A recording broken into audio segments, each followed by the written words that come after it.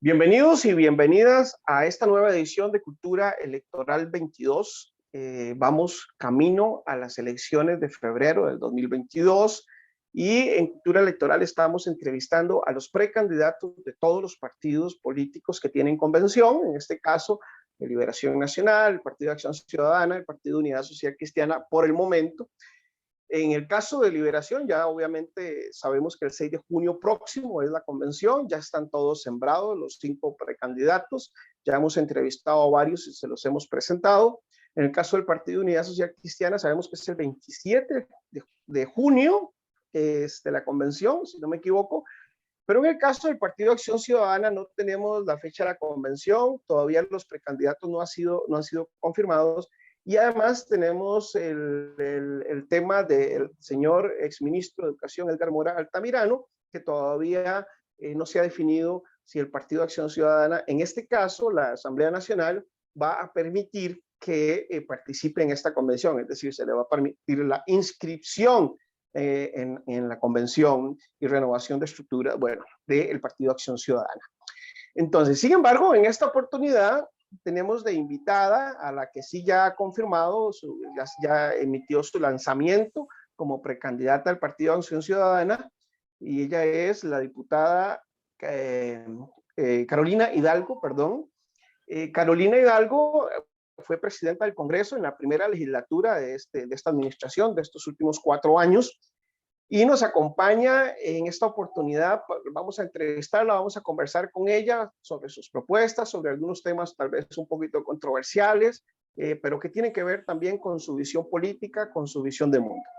Bienvenida, Carolina. Muchas gracias a ustedes por generar este espacio que nos permite, por supuesto, dar a conocernos de cara al proceso electoral, que es muy importante que la ciudadanía pueda emitir un voto informado.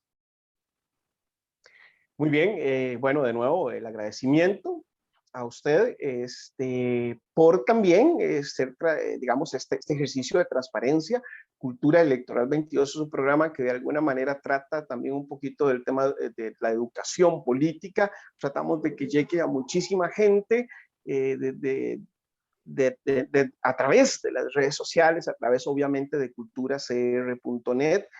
Y la idea es que la gente tenga mayores elementos, mayores conocimientos de las propuestas, de lo que cada uno de los candidatos tiene para las próximas elecciones, obviamente previamente las convenciones partidarias. Entonces vamos a empezar esta entrevista planteándoles, bueno, se me ha olvidado algo que siempre es importantísimo en este programa, y es agradecerle a cada una de las personas que nos acompañan, a las que comparten en las redes sociales, al grupo de WhatsApp, donde ahí estamos también bastante activos, siempre comentando los diferentes temas de la política electoral costarricense y haciendo nuestros cálculos y nuestras observaciones y comentarios. Y también a quienes nos siguen a través de YouTube, Facebook, Twitter y demás redes sociales que culturacr.net tiene para usted. Recuerde además que culturacr.net/CE22, ahí puede encontrar todos los programas que hemos grabado hasta el día de hoy. Este es el 14º y tal vez no los publiquemos en el mismo orden porque nos estamos ajustando a las agendas de los entrevistados y digamos la convención de Acción Ciudadana será posterior, pero sí saber que los hemos venido, digamos, este es el 14º programa que los hemos venido grabando con cierto orden. Carolina, la primera pregunta del día de hoy tiene que ver precisamente con el tema de don Edgar Mora. El partido no decide, y ahora el Comité Ejecutivo Nacional y además el TEI, el Tribunal Electoral Interno, define que debe ser la Asamblea Nacional quien decida, que tome esa decisión.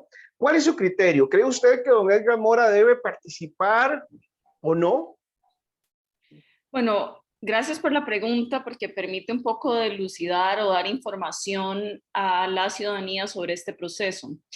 Yo creo que la discusión de si Edgar Mora o no trasciende, porque tal vez para quienes nos escuchan, trasciende la persona, sin embargo es un proceso sumamente valioso, porque lo que acá está de fondo es la discusión del partido de cuáles van a ser los requisitos que vamos a definir para las personas que opten a la máxima representación del partido. En el pasado y en nuestro estatuto se establece al menos 4 años de ser parte de esta organización política.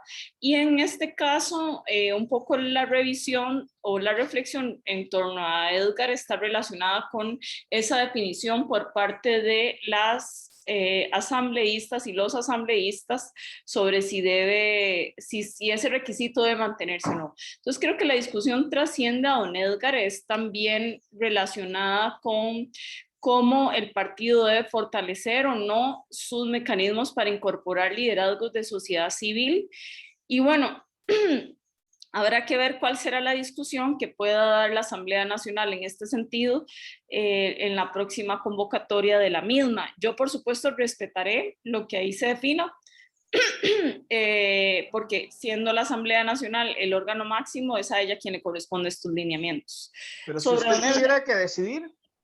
No soy parte de la Asamblea Nacional y quisiera o preferiría no emitir un criterio porque claramente puede generar un desbalance o no dentro de la discusión de la Asamblea Nacional. Tal vez sobre don Edgar decir que en particular yo le admiro, conozco su trabajo, sé que es de una alta calidad y que me parece oportuno que personas como él se incorporen, se afilien al partido. Entonces, además, también me parece que el partido debe fortalecer sus mecanismos para sumar personas o liderazgo de sociedad civil, sectores, poblaciones. ¿Cómo debe hacerlo? ¿En qué tiempos? ¿Cuáles son los procesos? Es lo que creo que habrá que definir. Por la generalidad, por supuesto, yo siempre voy a estar de acuerdo en fortalecer el partido a través de sumar buenos liderazgos. Muy bien.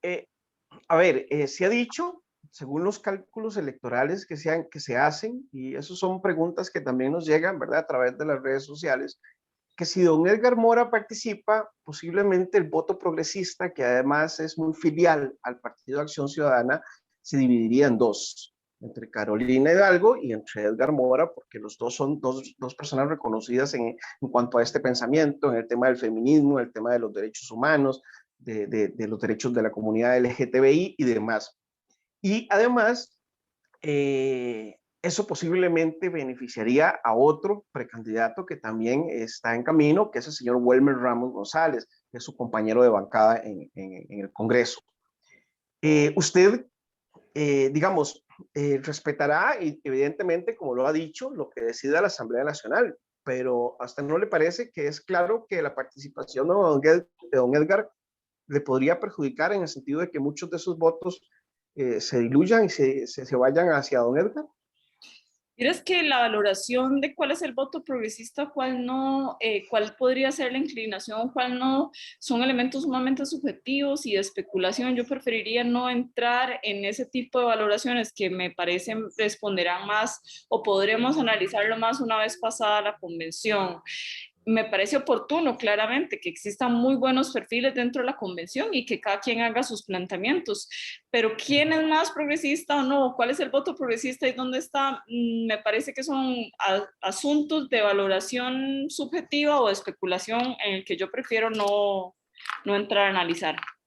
Porque uno de los que está apoyando al señor Mora es precisamente Juan Carlos Mendoza, que fue el líder fundador del Movimiento Esperanza, que es uno de los movimientos progresistas del partido.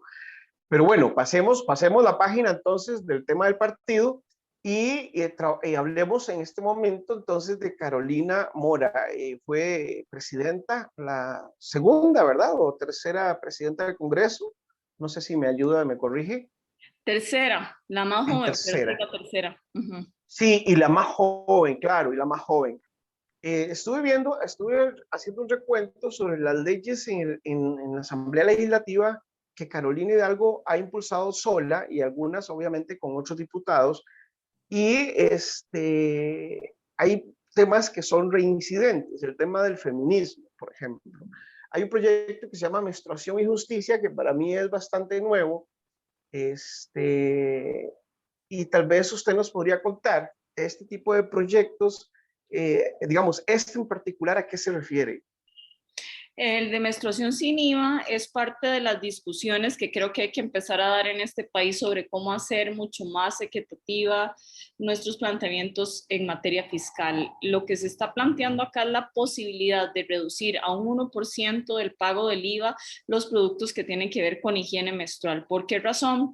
Porque es un impuesto que pagamos única y exclusivamente las mujeres en razón de una condición biológica, que es las mujeres y las personas menstruantes, en razón de los procesos biológicos de nuestros cuerpos.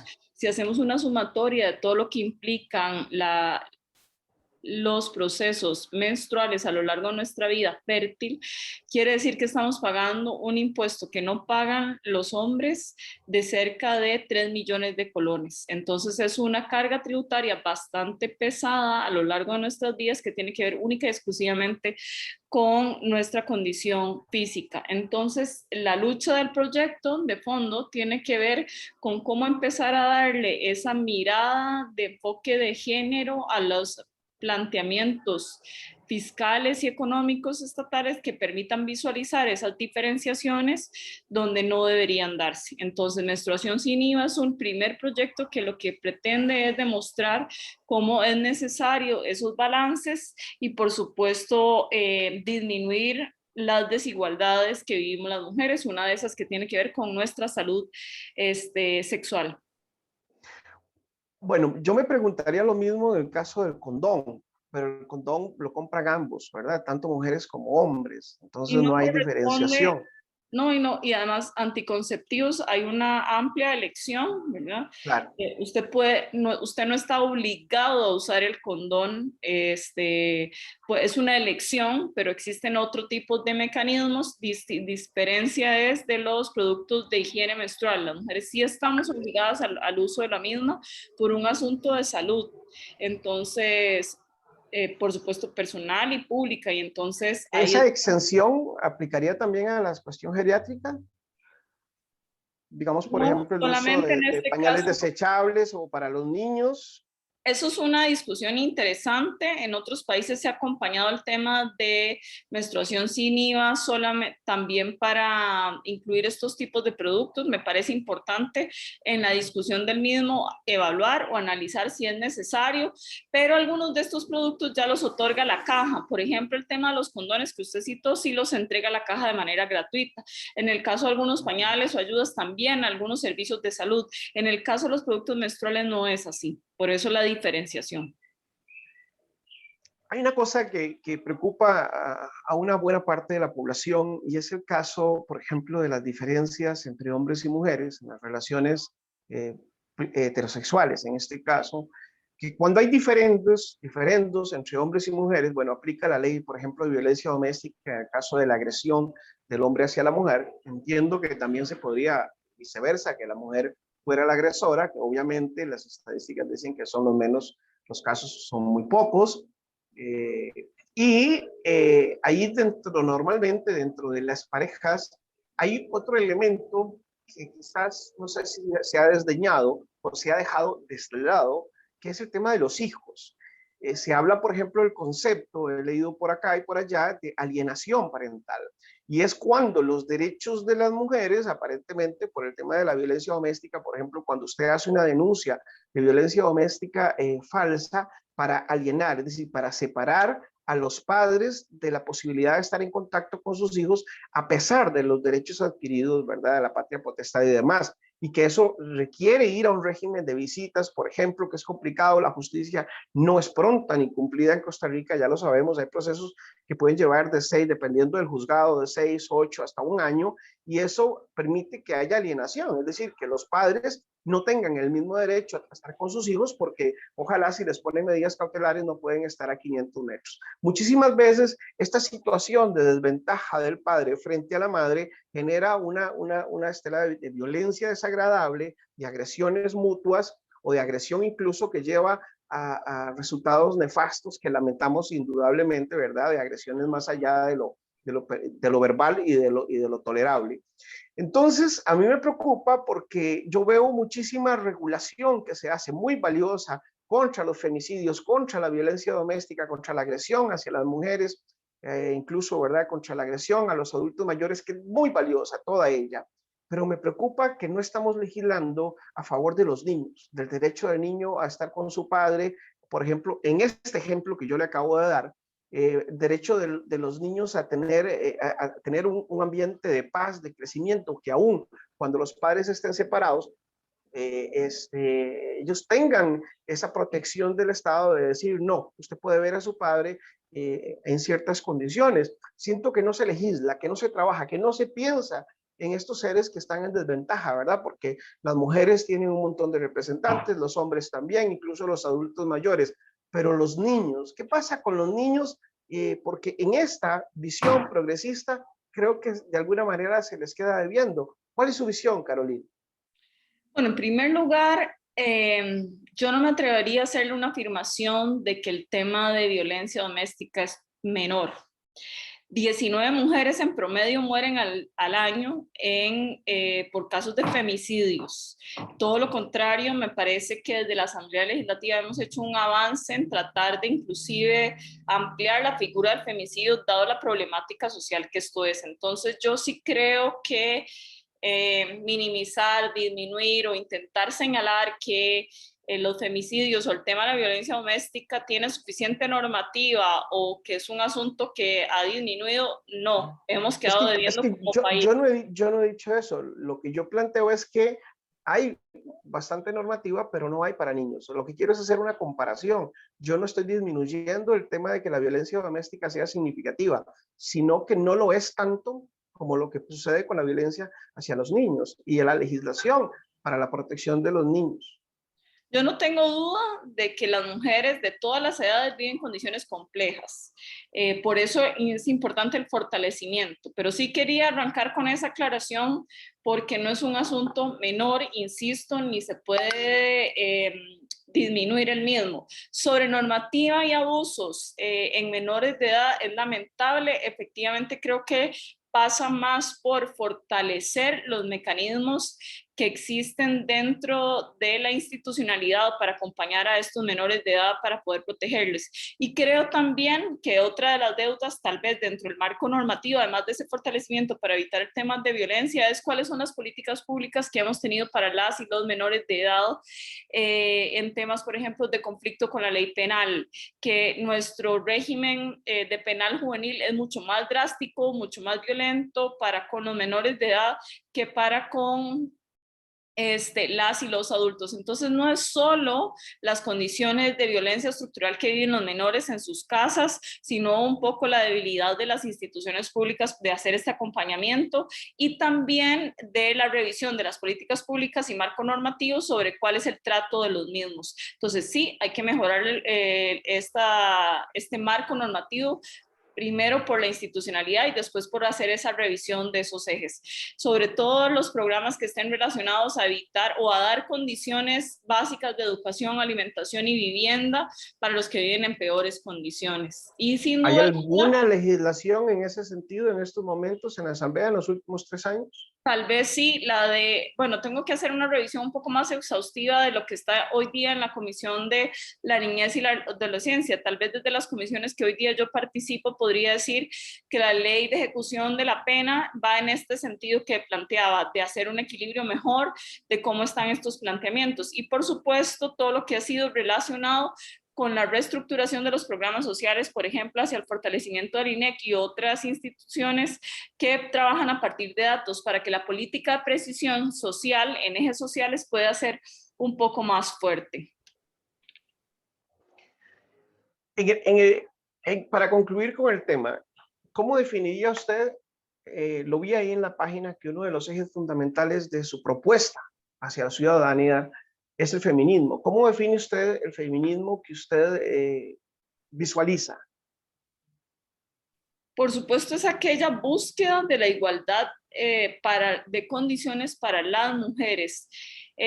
ha sido súper criticado, por cierto, en la palabra feminismo entendiéndose como igual al machismo. Es todo lo contrario, es la posibilidad de buscar una igualdad de condiciones para las mujeres, por supuesto acompañadas de un proceso de reconocimiento de los privilegios que los hombres tienen, pero donde no signifique la exclusión de los mismos. Es la búsqueda de ese equilibrio entre ambos. Pues cuando yo me refiero a feminista, me refiero a esa mujer que está intentando liderar procesos donde, por ejemplo, no sea única y exclusivamente una mujer la presidenta de la República, no sea única y exclusivamente 3 mujeres las que han presidido la Asamblea Legislativa, pero más allá de eso, que tengamos condiciones salariales en igualdad. Sabemos que las mujeres ganamos mucho menos que los hombres en los mismos oficios. Las cargas laborales por el tema de los roles de género en nuestros hogares suelen ser más pesados a las nuestras. Hacer eso visible y, por supuesto, generar mayores condiciones igualitarias. Toda esta discusión fiscal o lo que viene llamándose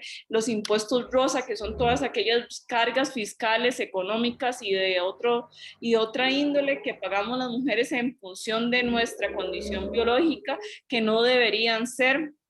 Por supuesto, todos aquellos tipos de violencia, ya no solo doméstica, sino otros tipos como el acoso callejero, como el no permitir la participación de mujeres en muchos espacios de elección popular y de organizaciones sociales, hacer visibles todos esos tipos de desigualdades que vivimos las mujeres, también las personas gestantes, para poder lograr ese equilibrio. Estamos bastante lejos de lograrlo y de hecho creo que una de las muestras es toda la resistencia que existe muchas veces sobre la posibilidad de que seamos las mujeres las tomadoras de decisión. Es ahí donde uno empieza a ver actitudes, por supuesto, de machismo reflejadas en el discurso que, por supuesto, yo como presidenta aspiraría a poder trabajarlas como uno de los ejes fundamentales para poder poco a poco irlo trabajando y resolviendo. ¿Se va a resolver en 4 años? No, pero la aspiración es entrarle lo más fuerte posible a este tema. El tema del turismo, pasemos la página, el tema del turismo y del ambiente. Ese es otro eje de la propuesta de Carolina Hidalgo en su precandidatura actual al PAC, pero me imagino también va a ser importante hacia las elecciones en caso de ganar la convención. Esta visión de ambiente y de turismo es la visión que ha venido desarrollando el gobierno y que está establecida en los principios del Partido Acción Ciudadana, o hay algún tipo de tal vez de avance o de diferencia o de anexo, de agregado en esa dirección? A ver, Costa Rica se ha caracterizado por ser un líder internacional en sus posicionamientos tanto de conservación y de desarrollo sostenible, haciendo el mejor aprovechamiento posible y equilibrado de su biodiversidad. Entonces, desde mi punto de vista, el eje ambiental tiene que ser un poco más fuerte del que actualmente se ha tenido en la administración. Me parece que una apuesta un poco más fuerte en temas de residuos sólidos, en acompañamiento con los gobiernos locales, también una apuesta más fuerte en el tema de plan de descarbonización, toda la promesa que hemos hecho sobre el cambio climático y la NDC, que es este planteamiento de que Costa Rica se comprometa al 30% de protección en el áreas de conservación en el territorio y 30% de conservación en los mares, y todo lo que esto implica, ¿verdad? Porque en los mares nuestra protección hoy día es de apenas unos 5.5%. Es hacia ahí donde desde mi punto de vista debe fortalecerse, porque sí aspiramos a ser o continuar siendo un país líder en temas de ambientales. Esto, por supuesto, pasará por hacer un equilibrio con algunos sectores productivos, como es el sector de pesca, donde hay especiales sensibilidades en las costas que hoy día, por supuesto, ven condiciones desiguales y dificultades de producción económica. Pero la apuesta de Carolina Hidalgo, sin duda alguna, sería fortalecer en temas de cambio climático, en temas de conservación, en temas de movilidad urbana, que tienen fuertes impactos, por supuesto, en temas de cambio climático y contaminación, y cómo buscar recursos para que nuestro sistema de áreas protegidas pueda contar con los recursos requeridos de alguna manera para poder lograr esos mejores equilibrios. Entonces, creo que si bien es cierto ha existido un compromiso de ambas administraciones, no está de más la posibilidad de evolucionar en el planteamiento y las acciones en estos ejes. Muy bien. Yo le estoy hablando en este momento, por ejemplo, de dos ejes, ¿verdad? Ambiente y derechos humanos. Pero hay otros ejes importantes dentro de la propuesta de Carolina Hidalgo, que son centrales, porque usted lo ha dicho, ¿verdad? El tema del feminismo, el tema del ambiente. Qué otro eje? Usted ahorita menciona el sector de las costas, de la pesca, pero también está el sector agro. El PAC, el Partido de Acción Ciudadana, ha hecho esfuerzos importantes en los últimos gobiernos a favor del agro, pero el agro siempre se siente curiosamente abandonado por los gobiernos. Eso es como una condición sempiterna, ¿verdad? Porque, y además sabemos que el Partido de Acción Ciudadana no tiene mucho arraigo popular electoral en las costas, en las provincias que tienen que ver con las costas, sino básicamente en la gran área metropolitana.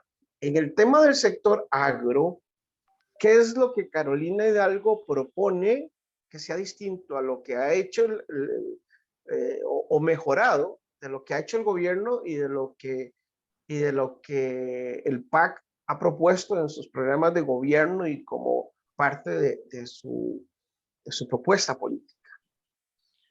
Sí, tal vez diferenciador y hablando de esas grandes características a las que usted hace referencia, cuando yo digo debe ser un gobierno feminista, verde y moderno. Cuando hablo de moderno, es poner específicamente a Costa Rica también como referente en la cuarta revolución industrial, apostándole a la ciencia, tecnología e innovación. Cuando uno habla de políticas públicas sobre ciencia, tecnología e innovación, se dice que puede existir un valle vacío entre estas ciencias o áreas disciplinarias con algunos otros sectores.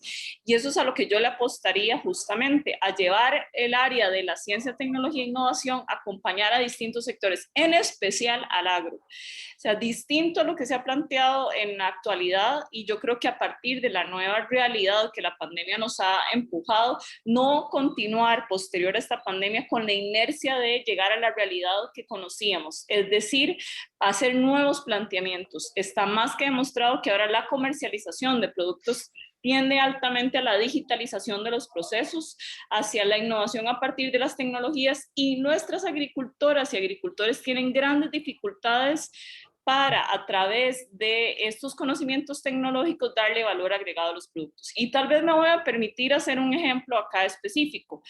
La presidenta de la Cámara de Tubérculos de Zona Norte me decía que, por ejemplo, la cúrcuma que se produce en San Carlos tiene una alta concentración en los nutrientes más fuertes de la cúrcuma, mayor que la que importamos al país a través de macrobióticas y otras. Es decir, los pacientes con problemas inmunes y de otra naturaleza que consumimos la cúrcuma para nuestros problemas, pagamos la cúrcuma carísima, teniendo en zona norte posibilidades de consumir los productos nacionales a un precio mucho más accesible con mejor calidad.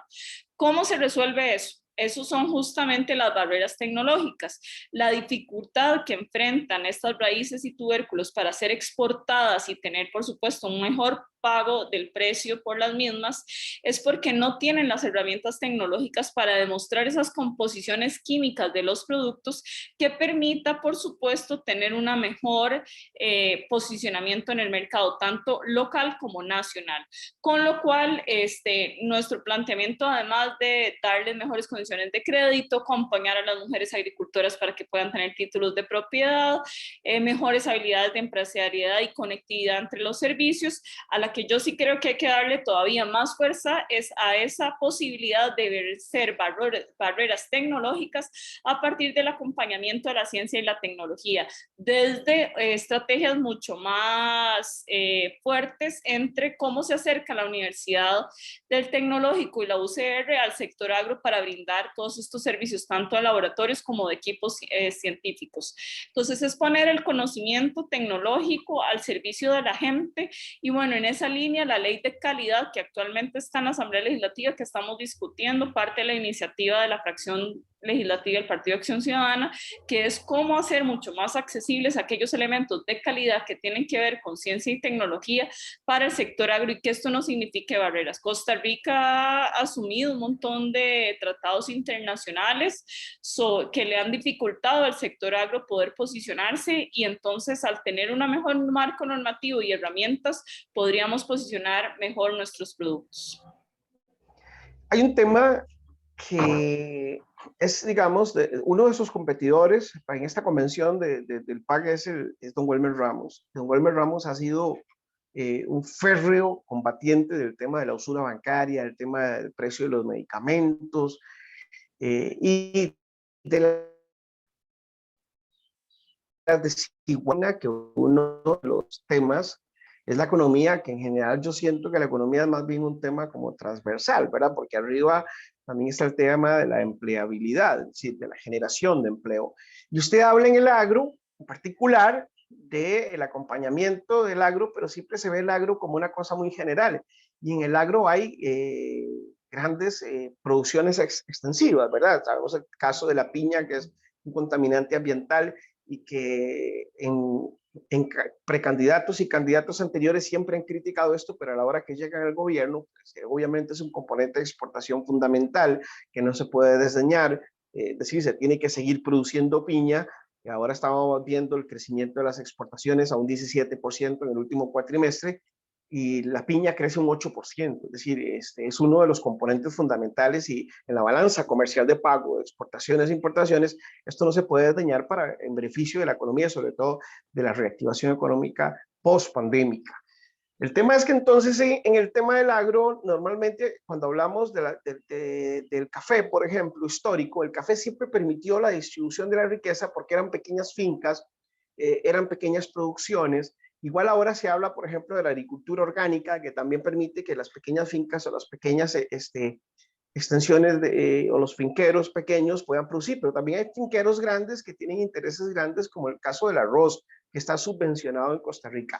Estoy poniendo muchos ejemplos, yo sé, Carolina, y tal vez no nos da tiempo para responder a todo, pero ¿qué pasa con la distribución del ingreso? ¿Qué pasa con es decir, volver a esa situación, país donde la distribución de la riqueza era más favorable, donde la distribución del ingreso era más favorable, donde la producción estaba más a favor de la gente, de las personas, y menos de los números de los números de la economía o del fisco, etcétera? ¿Cuál es la visión en ese sentido? Porque también sabemos que las pymes generan empleo, pero jamás generan el empleo de una empresa transnacional que viene y que genera 500 o 1000 empleos. Entonces, qué difícil. Es decir, estamos dentro de un dilema de impulsar una cosa, pero que tampoco se puede dejar de impulsar lo otro. Entonces, hay que ser claros a la ciudadanía, ¿verdad? Porque le ofrecemos una cosa y obviamos la otra, pero después cuando estamos en el poder, nos damos cuenta que en realidad ambas cosas eran necesarias. ¿Cuál es la propuesta de Carolina en ese sentido? Empezaste hablando de la piña y después nos fuimos a varios temas, pero le entiendo que el Sí, tema es de la muchos elementos. distribución equitativa. Ok, no, yo honestamente creo que la apuesta que se hizo a distintos países a partir del acuerdo de Washington de generar o generarle la idea a las y los países que la línea es la productividad económica como del lugar es equivocada. De hecho, hoy que firmamos la norma de inclusión a la OECD, aquí existe un grupo de países que tienen tamaños, economías y puestas sostenibles similares a Costa Rica, como es el caso de Nueva Zelanda, que apuesta por una economía ya no de la productividad económica solamente a partir del dinero, sino del bienestar. Tecnología. Sí, de tecnología, pero sobre todo el bienestar y la calidad de vida de las personas. ¿De qué nos sirve tener un salario enorme si al final estamos encerrados en una presa que no, y ofuscados por pagar deudas? Es plantear calidad de vida, de condiciones de vivienda saludables, condiciones de alimentación, condiciones de educación y de un empleo digno que no vaya ya muchas horas, sino más bien las necesarias para poder tener un equilibrio de vida, y educación pública, por supuesto, accesible para nuestras familias, tanto técnica como formal. Entonces, la apuesta que no sea esa producción desmedida, de que no necesariamente genera calidad de vida, vida y además genera muchísimas desigualdades, sino al bienestar de la mayoría, lo que han llamado el Go Wellness, ¿verdad? Entonces, Costa Rica, de hecho, la OECD le sugirió ya hace 4 años a Costa Rica la posibilidad de liderar este grupo de países que tienen economías similares, donde puedan continuar con políticas públicas en ese sentido. ¿Y a qué me refiero con esto? Es generar la OECD recomendaciones de como, por ejemplo, cómo hacer recomendaciones en el agro de manera tal que nos orientamos más hacia eso y menos a la producción desmedida, que además cada vez vence la barrera de la protección ambiental, que es el caso de las piñeras que se están comiendo en nuestras áreas de patrimonio nacional. Entonces, mi planteamiento en ese sentido es hacer los ajustes económicos, sociales y por supuesto ambientales y productivos locales de manera tal que el enfoque sea el bienestar y el equilibrio. Eso pasará sin duda alguna por enfrentarse a sectores que hoy día tienen privilegios económicos, como bien lo plantea usted. El tema de la producción de las piñas es complicado por los números que genera, pero además no solo eso, por la contaminación de los fungicidas a los que no se le ha puesto y a los agroquímicos que no se le ha puesto el límite de vida que uno quisiera. Entonces, que hay que pelearse con algunos sectores para ponerle límites a ese tipo de agroquímicos, habrá que hacerlo. Que habrá que también buscar otro tipo de economías que no sean tan invasivas y con un impacto tan fuerte como la piña, habrá que hacerlo, y a ese sector intentar pedirle condiciones mucho más acordes a esta visión de bienestar de sus trabajadores por un lado, de sus vecinos, de las producciones por otro tanto, pero implica esto enfrentarse sin duda alguna a los poderes fácticos. Por eso es que no sucede, porque implica, por supuesto, hacer un ajuste en quienes hoy día tienen mayores beneficios de ese tipo de producciones. Muy bien, Carolina, muchísimas gracias. Un último mensaje para sus votantes. 2 cositas. Primero, ¿cuál es el votante meta de Carolina Hidalgo Herrera? El otro día dije Carolina Herrera, pero es porque se le mete a uno el perfume. Sí. Bueno, la marca, ¿verdad? Me Pero, pasa muy seguido que la gente me dice sí, Carolina Herrera me en lugar de imagino. Hidalgo Herrera. Sí. De Hidalgo, sí, bueno, y yo soy de los que confunden a las Andreas y a las Adrianas, por ejemplo, y así sucesivamente. Pero Carolina Hidalgo Herrera,